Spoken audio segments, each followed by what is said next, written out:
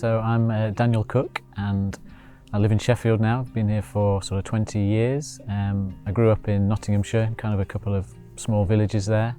And I came to Sheffield to university to study geography and I stayed ever since. I work full-time now in construction, but photography and mainly landscape photography is kind of one of my main hobbies and things to fill my time and kind of get away from the day job a little bit at times.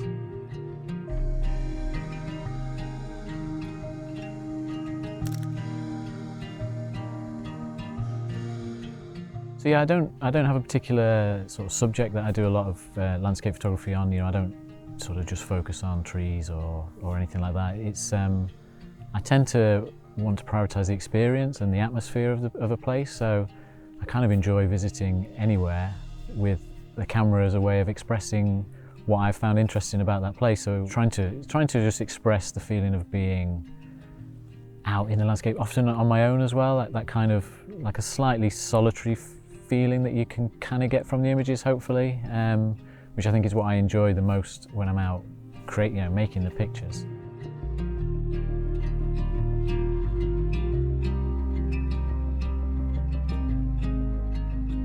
I'd always had a camera as a kid, definitely, and my grandfather was really into photography. Like, he had all the kit, all the gear. He used to drag it around, and as a kid I never necessarily knew what he was doing or why he had so much equipment and things. But for me it was when I started working. So after I kind of finished university, I started work and I got like a small bonus one Christmas, and I was kind of like, well, what can I spend this on that's actually gonna be something I enjoy and a hobby, and I just got stuck into this kind of world of photography and cameras and learning about all that. So I went and got the camera, and it just kind of went from there. Like, once I started reading a little bit more about both the technical side of it and also just seeing other photographers work and learning what kind of things they were creating, then it just kind of got stuck in my brain, and I couldn't stop for quite a few years. And it also provides an escape from, obviously, day job can be very much a non-creative sort of aspect of life and a bit more rigid, and then it was definitely an escape at the weekends to come out here and just explore the outdoors, but also then want to share that with other people and learn something, learn a kind of a skill or whatever you want to call it alongside it as well.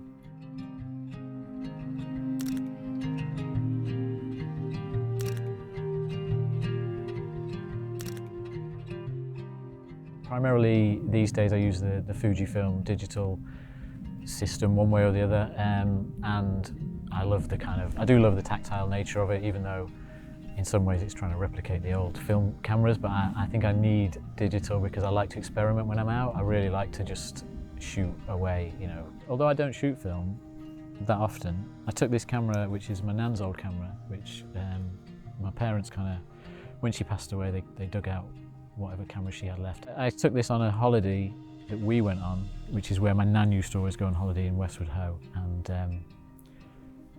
I didn't know what to expect, but I thought, right, I'll take a film camera, give it a whirl. It's a very simple point and shoot. Took some images with it and shared them the other day on Instagram, and again, people actually had the best sort of reaction on Instagram, if you can judge it that way, of any of the stuff I've shared lately. There's not as much experimentation in what I did. It was very much just documenting like a holiday, again, just applying that bit of photography language knowledge to it and just shooting something that had a bit of meaning. And yeah, people somehow seem to have spotted that through the other side of their phone or whatever, and kind of the reaction to it is good. So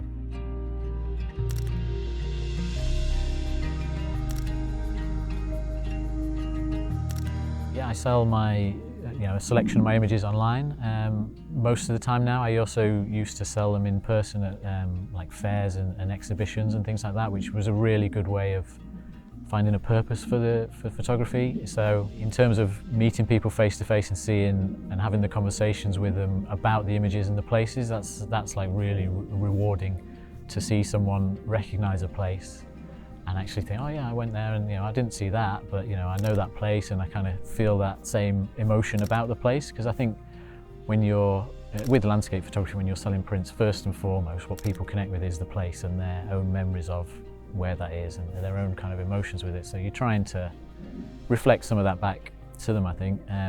So it's just a really rewarding end result for photography, rather than just having everything clogging up some hard drive space at home, which it still does as well.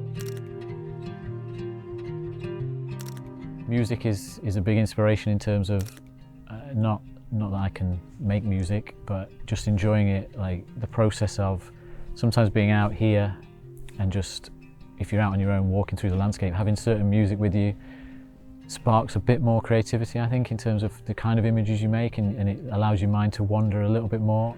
But then in terms of other photographers definitely inspire me. There's a guy called Galen Rowell, who's an American photographer who's not alive anymore, but his work is very much like the closest thing I've found to what I definitely want to create. But it's very much just in the moment of, this is what appeals to me there and then, and it's great to see that that's kind of possible, possible to do and also put together into a book, as he did. I think it's called Mountain Light, and that's a book that I go back to quite a lot and just think, you don't have to have a plan or a theme. In the Lake District, there's the Wainwright peaks that you can tick off. Again, tick off sounds sort of a cheap way of doing it, but you can climb all these different hills, and it's just a list, but it kind of gives you a purpose. And I think things like that is what would motivate me to get out. And then I take the camera along, and then along the way you will find that you'll create images that obviously mean something to you from memories, but at the end of the day hopefully also mean something to other people, because they'll have that similar experience of climbing those hills and fells. So I'd like to kind of finish, I'm probably about 50% of the way through climbing all those fells. So I'd like to finish that, and then at the end of that, potentially you've got a set of images that won't cover every single time you visit or every single hill or fell, but it will be a tale of that story. And I think what's good with that is that I don't think you're supposed to rush those things. Like sometimes people see the tick list as like, right, there's 200 mountains to climb, let's go and do it as quick as we can. But I actually think you lose something in that, because the whole point is that you're supposed to you're supposed to be part of your life, so why not spread it over your whole life, so that you kind of I've got experiences up there with my parents when I was a kid, and that's what's really got me into the outdoors, is that we used to go and do that. So you've got those experiences, so then why not spread it out so that I've still got the experiences when I'm 50 or 60, and and have it as a lifetime project, which I think would be more meaningful than saying, oh, I did all that in a year.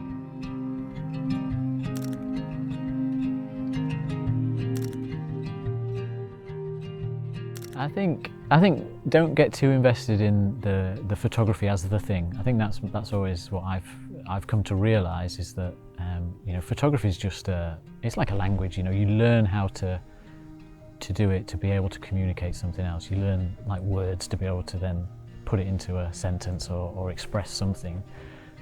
So don't get too bogged down in just the photography for photography's sake. Like, learn it, but then find what the thing is that you're interested in beside photography, and if you can combine the two, I think that's where you get the best, the best of your work. And I think people can tell that when they see your images.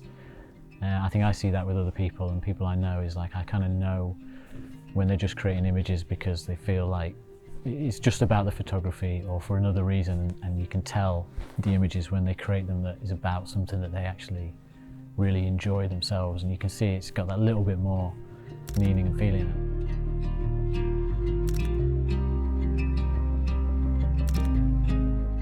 So yeah, our website is danscape.co, just .co, and yeah, you can find most links to everything on there. I am on Instagram as well as down_scape, not my actual surname, just obviously really creative, putting two words together there.